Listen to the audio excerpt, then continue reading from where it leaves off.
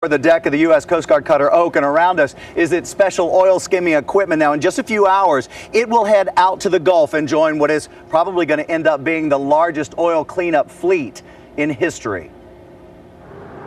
On the water, we can already see the oil affecting wildlife. Turtles swimming through slicks in search of food.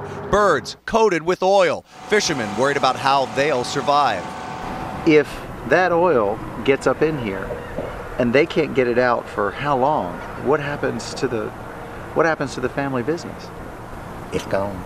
BP still says they'll pay for the recovery. We're responsible for this cleanup of any impact that occurs. The company showed us its command center where BP claims they're working around the clock. BP's hoping to use this pyramid-shaped cap to cover the largest leak and funnel the oil into a ship where it can be separated from the water.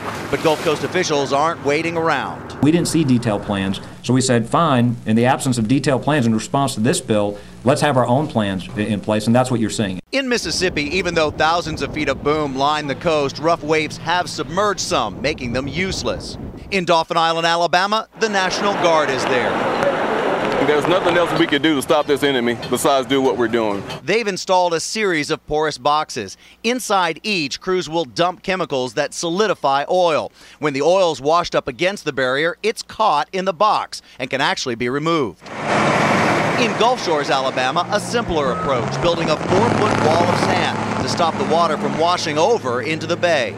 Some experts are now questioning whether more oil has been released into the water than has been disclosed. New video, first reported by the Mobile Press-Register, shows federal officials anticipating a more significant oil leak than was originally revealed.